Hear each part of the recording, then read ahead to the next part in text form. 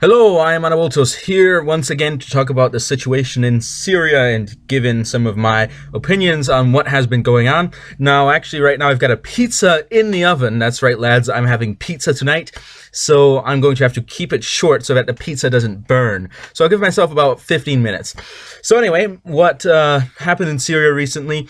Last time, if you saw the previous video on this topic, you may remember that I decided to give Syria a little bit of a benefit on the doubt. However, in the meantime, I think that has really gone away due to recent events, due to the discovery that Russia had known of the attack beforehand, and also that a Russian-operated drone had been spotted above a hospital, which was then subsequently bombed by an air raid. So, and presumably to get rid of witnesses to the original chemical attack, although there may have been other motivations for the bombing as well. So it's got to be said here that at this point I'm pretty sure that Syria did drop those chemical weapons, and they're not helping themselves by trying to cover it up. So also in Russia, there's news of concentration. There's a concentration camp for gays in Chechnya, which is inside of Russia, and of course that, regardless of whether or not you approve or disapprove of homosexuality, I have to say that that really is going too far in just putting them in camps and stuff. I think that's really going too far. Now, as far as I know, I don't think they've actually killed any of them, but still, I don't think it's good to just round up people and put them in camps because of their opinions on certain things, unless they are explicitly trying to destroy your government or to mass murder people, or they're criminals of some sort that have committed some big felony of some sort, which I'm pretty sure most of these gays probably aren't, although, well, you never know, but I'm just saying that I don't think people should be arrested simply because they're gay, is what I'm trying to say. Even though I personally am not in with the gays, so I however do respect them as people and respect their property and respect their ability to make their own actions, because I say that everybody has an individual responsibility, and their choice to do something, although some people would say that it's not a choice, then you've got the issue of nature versus nurture and all that. But let's talk about something else. I don't want to get too deep into that issue because I know that's very controversial. So back with Syria and Russia, there's increasingly the chance of there being a war that could possibly reach a global scale, which of course the chance of that happening has really been going on all the way since the Obama administration. It's just been trending towards that, but hopefully that doesn't happen, because if that does happen, a lot of people will die, and people need to realize what this means to the internet infrastructure and to various infrastructures, because what will happen is that the countries will begin with a type of warfare that we haven't seen before, 21st century warfare, where I am very well aware that there are many Russian spies in the United States, and by spies I of course don't mean people who are professionally spies, but rather people who Russian nationals who have been sent to the US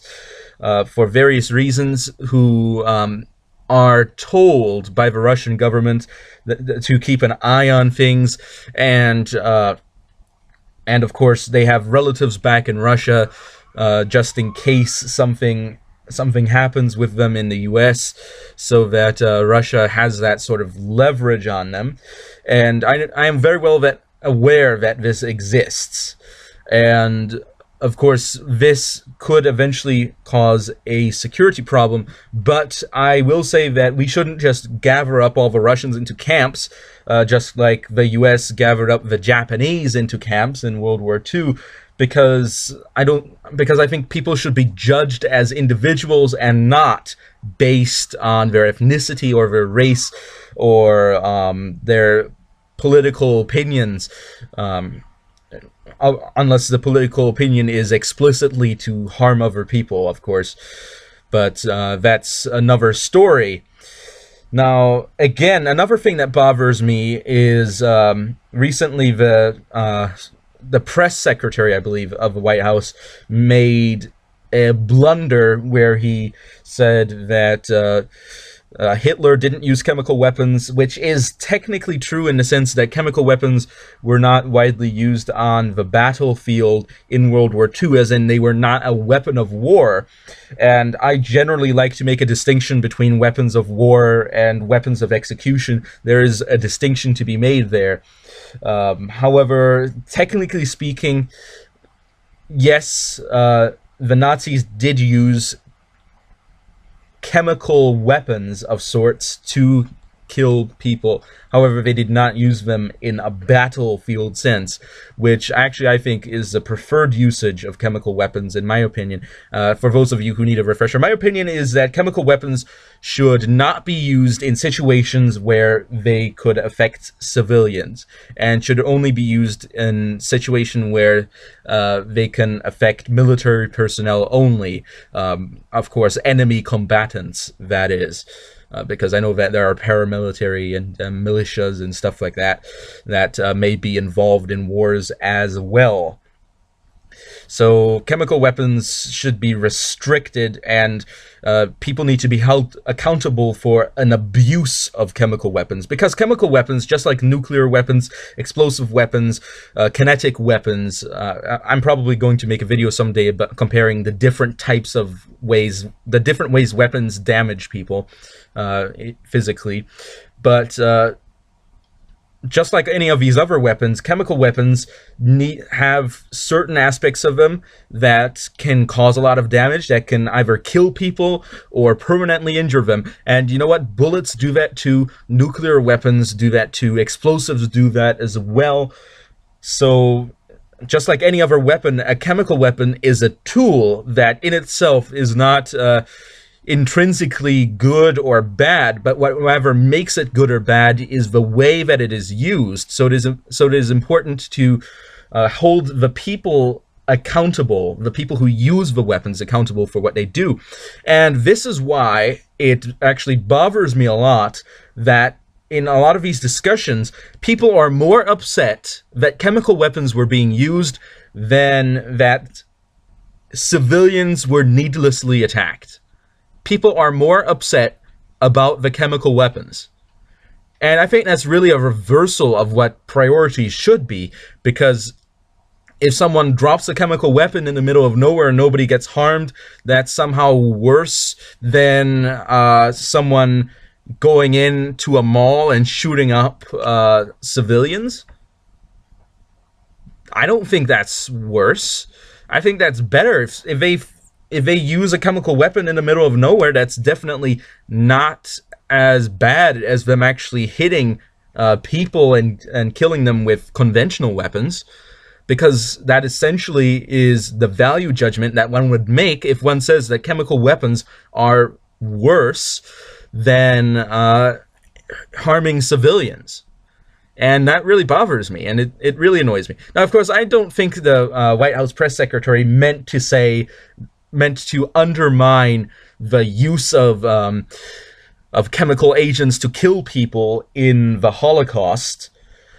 But another thing about the morality of chemical weapons, if he is saying that using chemical weapons in a war makes you worse than Adolf Hitler, then that makes you wonder what he is saying about the United States, the UK, France, the German Empire, the Russian Empire.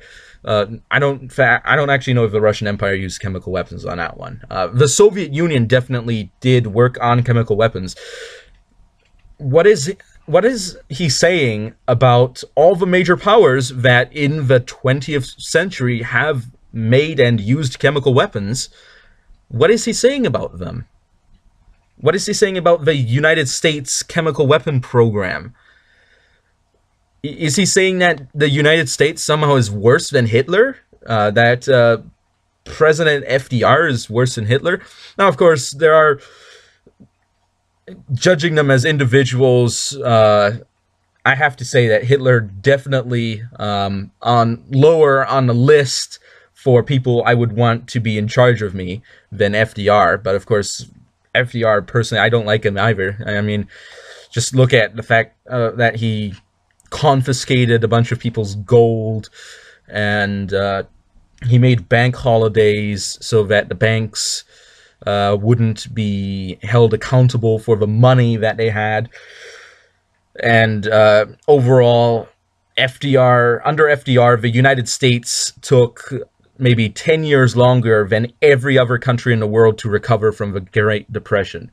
So I gotta say that although he tried, it definitely wasn't a success. And it also brought Social Security, which, for those of you who aren't aware, is going to collapse. It's inevitable, based on the population rates and economic downturns and such things.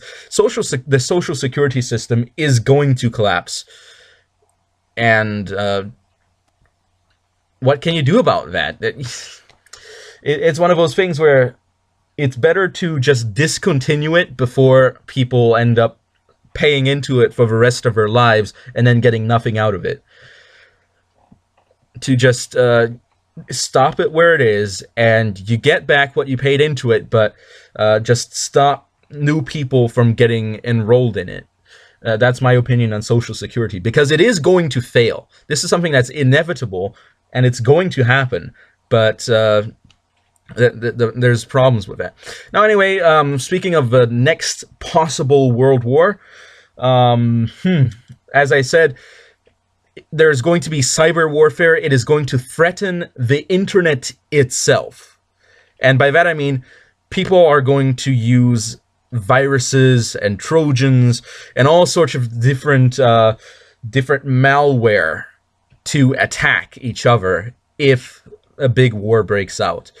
And it really is going to destroy servers. It's going to destroy the internet companies, people who are connected to the internet. The internet may, in fact, have a sort of reset, in a sense that a large part of the internet is destroyed in the war, and new things are rebuilt afterwards. Sort of like how the balance of power changes after major wars. And this is probably going to happen to the internet as well if a major war happens, because you can't rely on everybody to keep their servers open. You can't rely on everybody to have backups of their data. You can't rely on the antivirus to be 100% proof of all these things. And of course, attacks on infrastructure are going to happen if a war breaks out. People shooting up electric transformers and stuff like that, where it destroys the electric availability of large sections of a country. And of course, the possibility of nuclear bombs being used to have in the high atmosphere or in space to have an electromagnetic pulse effect, which of course would damage a lot of electronics, as demonstrated in the previous nuclear experiment that happened in the 50s. So this war is if this war occurs, it's going to be one that destroys the internet culture and is a lot, it is very destructive, is what I'm trying to say. And also, the way a war would be fought between major powers today, it would involve a lot of missiles, a lot of missile countermeasures. It would be very fast. Remember World War II with Blitzkrieg? Well, it's going to be faster than that. It's just going to be missiles here, missiles there, everybody shooting everything. And you'd be lucky if you got drafted and be put in actual combat duty before a country has lost or gained major advantages in the war. That is how fast these wars would be today between major powers.